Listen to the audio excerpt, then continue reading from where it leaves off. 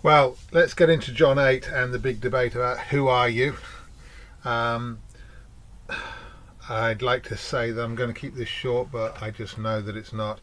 Um, I'll try though. Now then, let's just remind ourselves of the context within John's Gospel. Remember, you've got the first half, which is the book of signs, and then you've got the second half, which is the book of glory. We're making our way through the book of signs now, and it's coming to a conclusion. Okay, we've seen a progression where we've learned about being born again, and there have been signs. The first sign was the water to wine, the sign that Jesus was coming with something new, the new covenant, and then it rolls on to how the many of the Gentiles, Samaritans, Herodians all respond to Jesus, and then the Jews reject him, and this is the whole thing about the way that we respond to Jesus is actually a reflection of our own character. In fact, the way that we respond to situations and other people generally is very much a reflection of who we are as a person. We often get angry with somebody and we say, they made me angry, and we forget that that anger comes from this person here. Okay? And the way that they react to Jesus is actually, Jesus is like a mirror.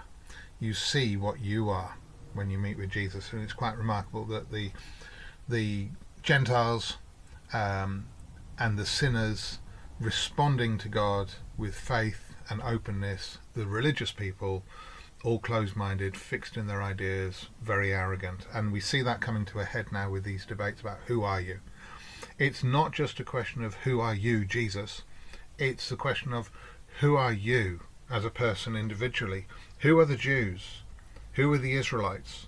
Who are these Pharisees? Who are these Sadducees? Who are these people who are opposing Jesus? Who are they? Right? And that's not to become sort of like to turn this into a kind of devotional self-reflection sort of a teaching. It's very much a case of John really challenging his readers to think about who they are in God. They can claim to be righteous, but is it a self-righteousness or is it righteousness from God? And we see that come out in this thing, the pure delusion of these people. We've never been slaves of anyone. Egypt, the Exodus, Babylonian exile, right now with the Romans and the Greeks in between as well. They've been slaves again and again and again all the way through their history. We've never been slaves of anyone. They've got this patriotic delusion about themselves.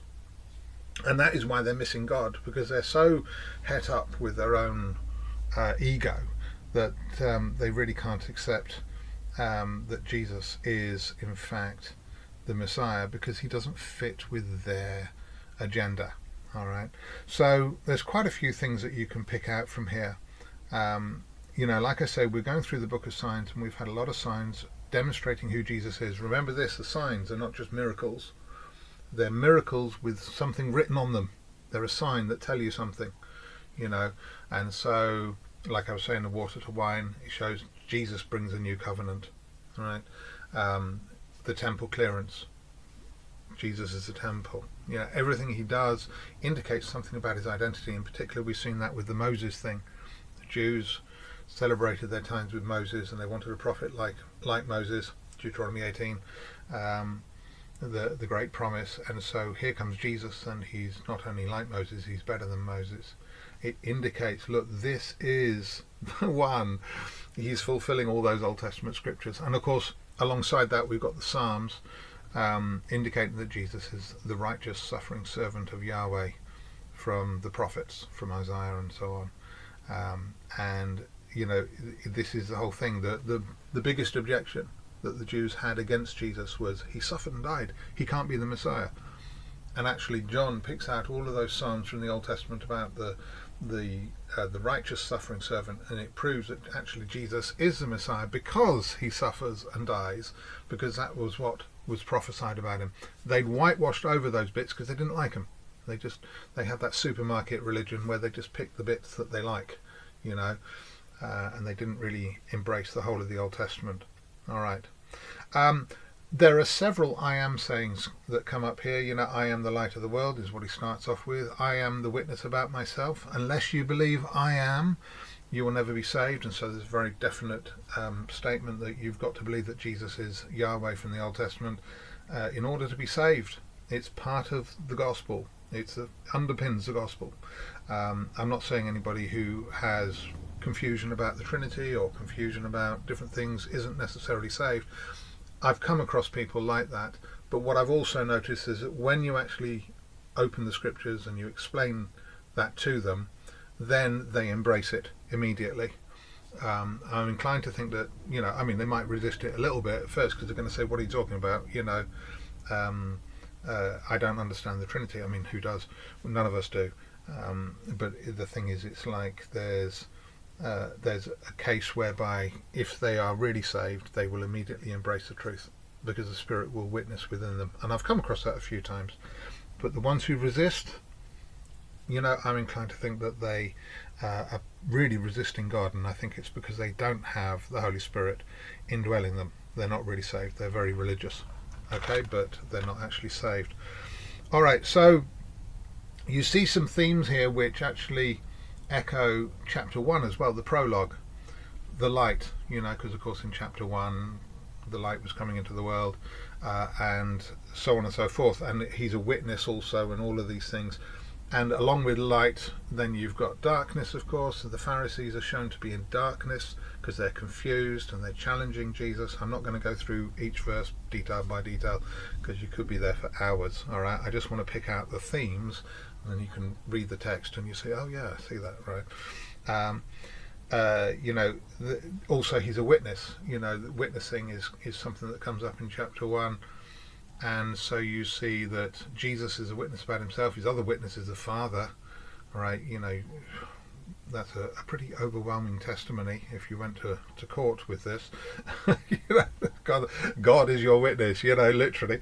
But they have, they have exposed themselves. The Jews, the opponents of Jesus, have exposed themselves as liars, and they expose themselves as confused throughout these passages because they contradict themselves and each other. Okay, so they can't even agree amongst themselves what they really mean. All right then. I think that's all the I am sayings that I can think of. But of course, later on in the passage, it goes on where he says I am, and they go, who are you? And then finally he says, before Abraham was, I am, and they pick up stones to kill him. Okay. And I'm gonna come back to that because there's some historical detail that might be interesting to that. But let's just deal with the theology first. And it's all about who are you, in the sense that you show who you are by what you do. All right. The Jews claim to be the disciples of Moses, but they don't obey Moses. They claim to be the people of God, the children of God. They nationally claim God as their father, as a nation, right? But they don't do the things of God. And so Jesus says, look, that you can claim that all you want, but you show who you really belong to by what you do. And of course they've been lying, cheating, they're plotting murder and all sorts of stuff going on. They're greedy. All the Ten Commandments are broken in them constantly. But Jesus, on the other hand, proves that he comes from God because he always does good. And he challenges them, look, which of you can tell me what sin I've committed?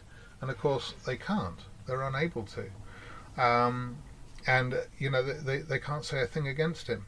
And we see that, of course, later comes out in the trials, of course, where they actually have to bring out false testimonies to try and pin on him, and they still can't get him. They still can't prove anything against him. So he's really shown by his actions that he really does come from God. And this is not just some theological claim. It's it's in action. Actions speak louder than words. So that's quite important. All right, because then of course that impinges upon us as believers, right? If we love him, we will obey him, and we see that come out in the Paschal discourse. If you love God, you will obey him. If you love Jesus, you'll obey him. You'll follow his commands. And this is a real challenge. Thinking of the people to whom John was writing, in the early church, there's persecution from the Jewish community, and this is something that starts to come out, especially in chapter 9, where they've been threatened with being thrown out of the synagogue, thrown out of the community. It was a big deal. And there's this threat of persecution from Jewish authorities. Well, John was addressing that. He's picked out certain parts of what Jesus taught and what happened to appeal to people who are Jews but thinking about following Jesus. Look, there's no such thing as a secret disciple. You're going to have to make your decision. Do you want Jesus or do you want your community? Do you want praise from men or do you want praise from God? That's an expression from John's Gospel, because there were people who chose. In chapter 11 we see it they preferred praise from men. Here there's this challenge. Look, you've got to make your mind up, make your decision, because either you're going to obey God or you're not. And a secret discipleship, it sort of comes out with Joseph of Arimathea as well. He was part of the council, but he didn't approve. Nicodemus as well. Nicodemus is emerging through these, from chapter 1 he comes as questioner. Then we saw in chapter 7 he was defending, does our law condemn a man? Apologies for the interruption. I forgot to put my phone on silent. Well, we just got to the point where we were looking at 8:28, and he said, when you lift the Son of Man up, then you'll know that I am. And, he's talking about the crucifixion.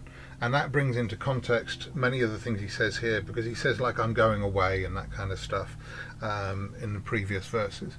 And when he says he's going away, understand this, a lot of people will immediately, as Christians, especially from a dispensational point of view, we immediately think, oh, going away and then he's going to come back in the second advent. That is not a subject that John touches on. In the context, he's talking about the crucifixion and, of course, his absence for 3 days, then the resurrection and the ascension. He comes back and gives them the Holy Spirit. That's where John is interested. And that's what he's talking about. Going away for a little while, although they ask several times, like, what is he talking about, little while? He's actually talking about his temporary absence, and he comes back and claims them as his own, or he joins them to himself. He's talking about when he breathes on them and says, receive the Holy Spirit in chapter 20. All right, so that's vitally important to keep that in context. It's not talking about the sort of long-term futurist eschatology. It's talking about things which were relevant to the people at that time. All right, the disciples in particular in those conversations, not so much this one. But yeah, they're talking about, when you lift the Son of Man up, and he's basically saying, you'll know that I am at that point. So somehow or other, the crucifixion, resurrection and ascension is going to silence all of their arguments. They can have this toing and froing and debating and ifing and butting and refuting each other, and in fact in this particular conversation they sink to insults at the end and just get frustrated, because that's what you do when you have no answer, when you don't really have the right goods to deliver. You resort to insults. And he's saying basically, you can argue as much as you want now, but when you lift me up, you're going to know the difference. And I think they did. We forget sometimes that actually vast swathes of Jews became believers in Jesus in the days of the early church. We always think of the Jews in the other sense. We think of the Jews as in the ones who rejected Jesus. We forget that actually, we say, oh, the priests rejected Jesus. We're thinking about the Sadducees. Well, there were some, but they were not representative of the whole lot, because of course actually in Acts we find that large numbers of the priests became believers because they'd seen the Son of Man lifted up, and they knew at that point that he really was I am. Okay, and the people who we now identify as the Jews are people who followed a particular path, and they take that label for themselves, and so we give that label to them because that's what they identify as. But that wasn't the case 2,000 years ago. The apostles were all Jews. They never said, we're not Jews anymore, we're Christians. They were Jews who believed in Jesus as their Messiah. They didn't take the labels with the same definitions that we give them now. Anyway, I'm getting carried away. Let's get back to the subject. Okay, so he challenges them for a real commitment, because there's this secret discipleship thing going on, He said, there's many who put their faith in him, many who believe. And he said, if you hold to my teaching, then you're truly my disciples. And this is where the key commitment really comes in. Look, you can't pretend to be a disciple. You can't pretend to be anything other. If you're a disciple of Jesus, you're going to have to declare the truth, and that's going to get you into trouble. So make your commitment. All right, and it's a very strong challenge. Finally, I just want to come onto this episode at the end where they pick up stones to stone him. Okay, now this is partly speculation because it doesn't actually state it, but given that there's this real sense in which historical background plays a part, which we don't have the advantage of. If first century Jews, people at the time reading John's Gospel, people at the time when Jesus was there, would not necessarily think the same way as we do, because at the end of this passage, right, they actually pick up stones to stone him, but it says that Jesus hid himself and he slipped away from the temple grounds. Now I think that this is a hint towards something that you see in chapter 10, whereby it talks about the Feast of Dedication, right? And of course on that occasion they all try to stone him again. We'll talk about it in more detail when we get there, but the temple was being built at that time. It's quite possible that there was stone around that they could pick up to throw at him, but unlikely because most of it was coming in as big blocks. Okay, it was all cut off site and then assembled on the site. There was, however, a pile of stones which people often miss out, and it's mentioned in 1 Maccabees, because in First Maccabees it describes how they rededicated the temple.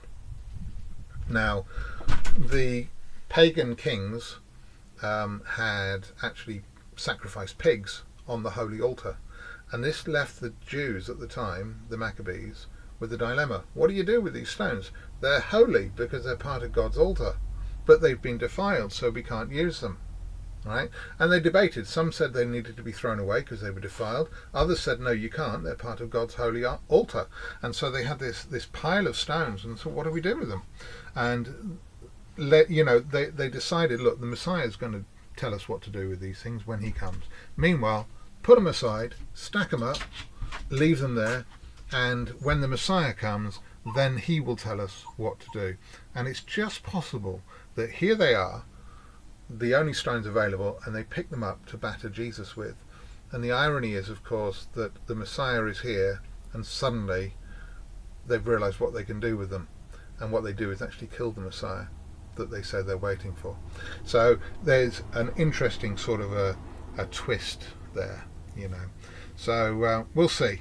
We'll have a look at that more in chapter 10. Maybe we'll have a look at Maccabees itself and see what we can work out. See you then.